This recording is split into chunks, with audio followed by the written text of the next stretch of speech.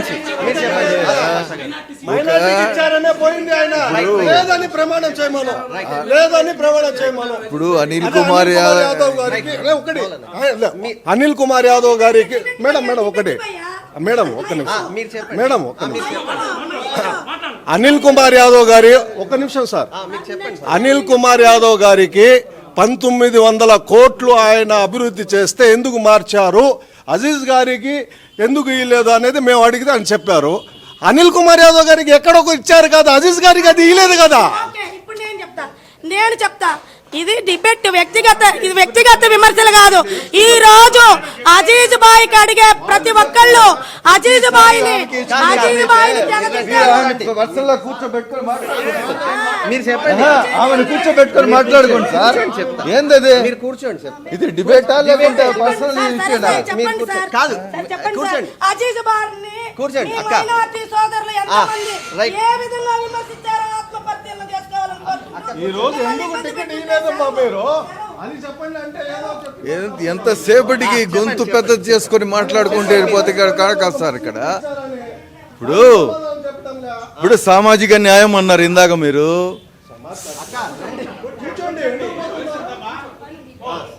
సామాజిక న్యాయం అన్నారు. సామాజిక న్యాయం అనుకున్నప్పుడు మీరు శ్రీధర్ రెడ్డికి ఎట్టి ఇచ్చినారు, మనకి మైనారిటీకి ఇవ్వకుండా ఇక్కడ అజీజ్ భాయ్కి ఎందుకు ఇవ్వలేదు? సిద్దిక్ భాయ్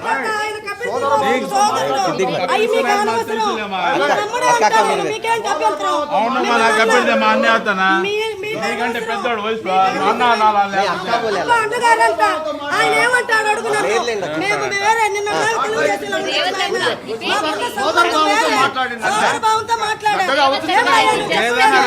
మాట్లాడాలా తమ్ముడు ఇప్పుడు మాట్లాడకూడదు. పెద్దవాడు ఉన్నప్పుడు మాట్లాడకూడదు అలాగాను.